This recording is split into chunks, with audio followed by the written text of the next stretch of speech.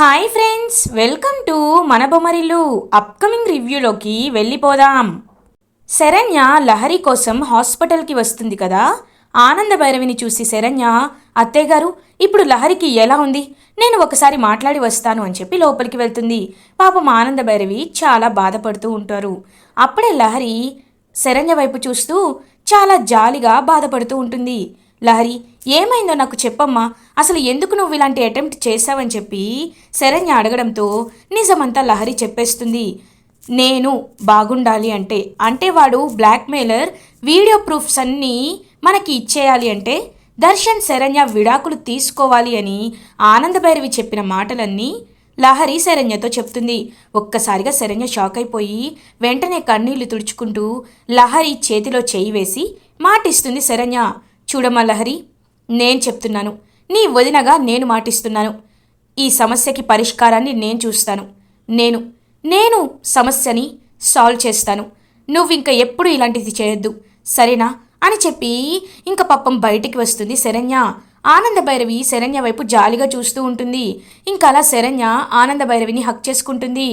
అత్తయ్య గారు, నాకు లహరి అంతా చెప్పింది, నేను ఆ బ్లాక్మెయిలర్ చెప్పినట్టే చేస్తాను అత్తయ్య గారు, దర్శన్ గారికి విడాకులు ఇస్తాను అని చెప్తుంది.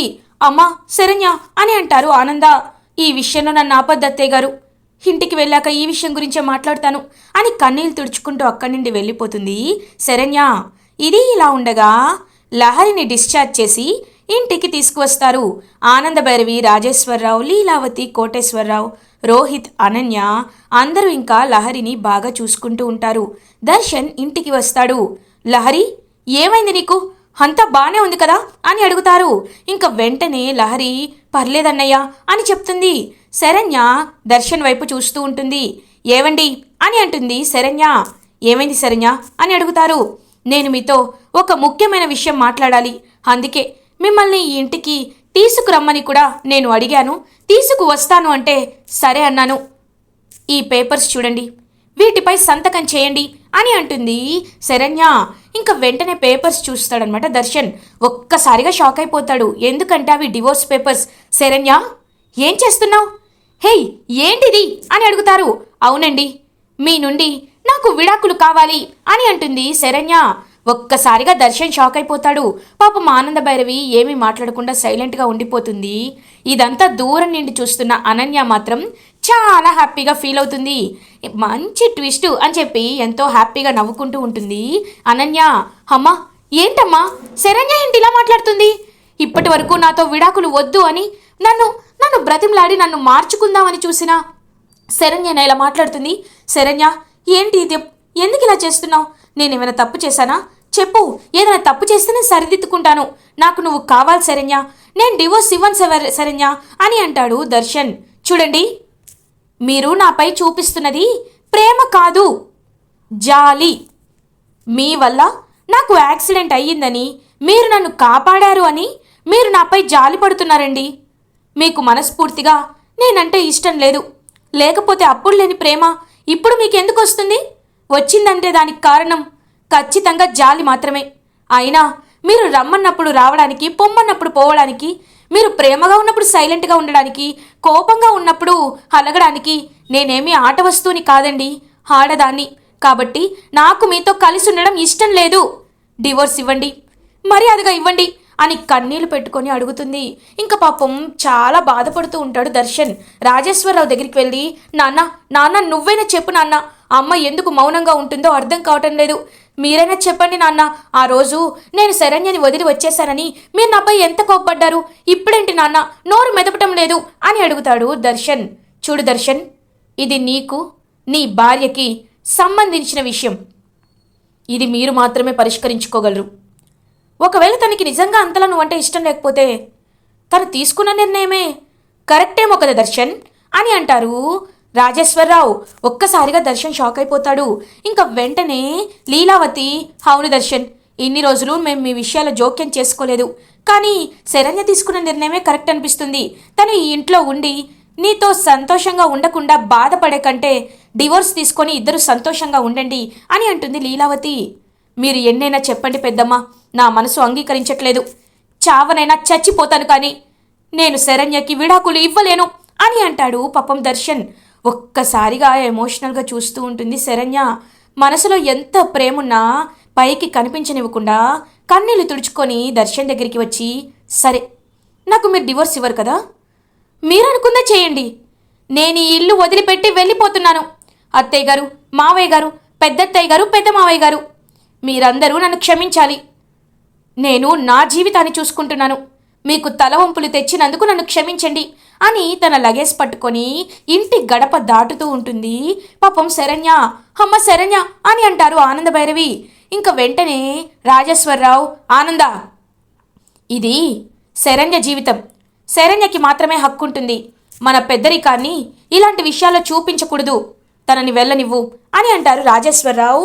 పాపం కన్నీళ్లు పెట్టుకుంటూ శరణ్య ఇంటి గడప దాటి వాళ్ళ అమ్మ నాన్న అయిన విశ్వనాథం గీత వాళ్ళ ఇంటికి వెళ్ళిపోతూ ఉంటుంది. ఇదంతా చూస్తూ దర్శన్ కుప్ప కూలిపోతాడు. ఆనంద భైరవి చాలా చాలా చాలా బాధపడుతూ ఉంటారు. ఇదంతా దూరం నుండి చూస్తున్న అనన్య మాత్రం హ్యాపీగా ఫీల్ అవుతుంది.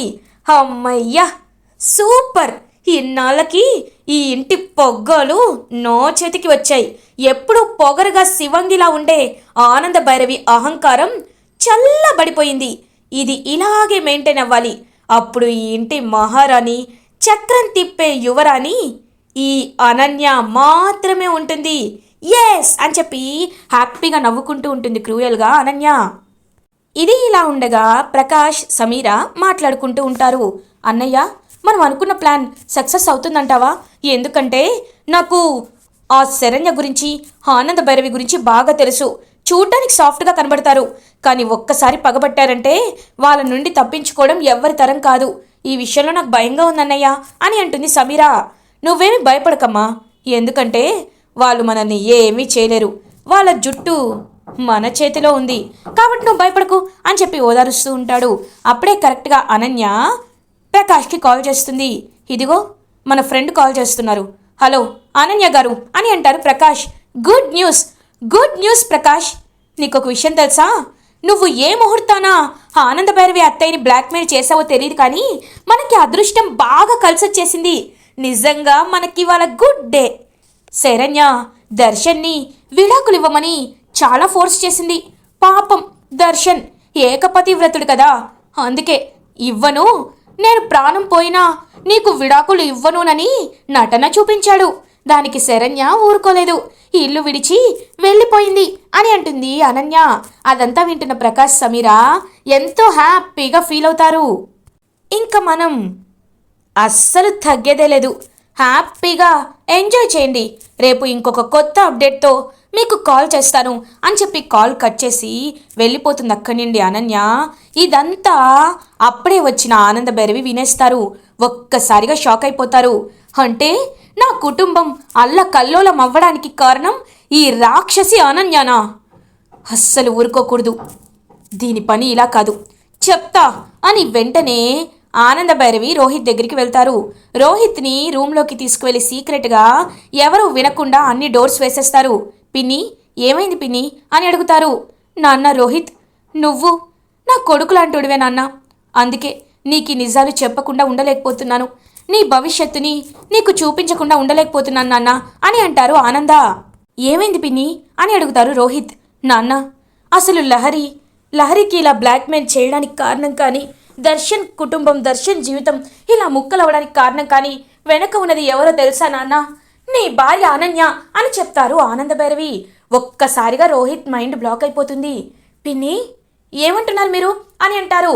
అవును నాన్న, అనన్య నిన్ను పెళ్లి చేసుకుందే ఈ ఇంటి మహారాణి అవ్వాలనే దురాశతో ఈ ఇంటిని ఒంటి చేత్తో నడిపిస్తున్న నా స్థానాన్ని తీసుకొని ఈ ఉమ్మడి కుటుంబాన్ని ముక్కలు చేయాలని, ఆస్తిని దక్కించుకోవాలనే ఇలా నా కొడుకు జీవితాన్ని, కోడల జీవితాన్ని నాశనం చేస్తుంది అనన్య అని తనకి తెలిసిన నిజాలన్నీ చెప్పేస్తారనమాట ఆనంద భైరవి రోహిత్తో. ఒక్కసారిగా రోహిత్కి కోపం కట్టలు తెంచుకుంటుంది. పిన్ని, మన కుటుంబాన్ని, దేవత లాంటి నిన్ను అమాయకురాలైన మంచిదైన శరణ్యని ఇంతలా బాధ పెడుతుందా? దాని పని ఇలా కాదు పిన్ని, దాన్ని చంపేస్తాను పిన్ని అని బయలుదేరుతూ ఉంటాడు. వెంటనే ఆనంద భైరవి రోహిత్ చేయి పట్టుకుంటుంది. నాన్న రోహిత్, ఆవేశంతో ఎలాంటి నిర్ణయాలు తీసుకోకూడదు నాన్న, అది మన భవిష్యత్తునే పాడు చేస్తుంది. చూడు నాన్న, ముళ్ళుని ముళ్ళుతోనే తీయాలి. ఎప్పుడైనా కాటుకి చెప్పు దెబ్బే కొట్టాలి. అప్పుడే ఎవరు దారిలోకి రావాలో వాళ్ళు దారిలోకి వస్తారు. మోసాన్ని మోసంతోనే జయించాలి. కాబట్టి అనన్య ఎలా అయితే మంచితనంగా ఉంటూ మనల్ని మోసం చేసిందో అదే మోసపు దారిలో తనని వాడుకొని ప్రూఫ్స్ అన్ని డిలీట్ అయ్యేలా చేసి నా కూతురు జీవితాన్ని, నా కొడుకు జీవితాన్ని ఏకపదంతో నడిపించాలి నాన్న అని చెప్పి ఒక ప్లాన్ చెప్తారనమాట ఆనంద భైరవి రోహిత్కి. వెంటనే ఆ ప్లాన్ వింటాడు. ఓకే పిన్ని, ఇప్పుడే ప్లాన్ అమలు చేస్తాను అని రోహిత్ అనన్య రూమ్కి వస్తాడు. అనన్య హ్యాపీగా ఇంకా సాంగ్స్ వింటూ ఉంటుంది. రోహిత్ అనన్య వైపు చూస్తూ ఉంటాడు. ఏంటండి, ఏమైంది అలా చూస్తున్నారు అని అడుగుతుంది అనన్య. ఏం లేదు, నా ఫోన్లో బ్యాలెన్స్ అయిపోయింది, ఒకసారి నీ ఫోన్ ఇవ్వు అని అంటాడు. ఒక్కసారిగా షాక్ అయిపోతుంది అనన్య. ఇప్పుడు నా ఫోన్ ఎందుకు, నా ఫోన్ ఛార్జింగ్ అని అనగానే ఇంకా పక్క నుండి ఫోన్ గట్టిగా లాక్కుంటాడనమాట రోహిత్. ఎందుకంత భయపడుతున్నావు? నువ్వేమైనా తప్పు చేస్తున్నావా ఏంటి? లేదు కదా, నీ ఫోన్ నేను చూస్తే ఏమైంది అని చెప్పి వెంటనే ఫోన్ తీసుకొని కాల్ డేటా హిస్టరీ మొత్తం చెక్ చేస్తాడు. మొత్తం చెక్ చేసిన తర్వాత కంటిన్యూస్గా సమీరకి, ఆ బ్లాక్మెయిలర్కి ఫోన్ కాల్స్ వెళ్తున్నట్టు కనబడతాయి. ఒక్కసారిగా రోహిత్ అయితే కోపంగా చూస్తూ ఉంటాడు అనన్య వైపు. అనన్య గజ గజ వణికిపోతూ ఉంటుంది. రోహిత్ అనన్య చెంపపై కొడతాడు.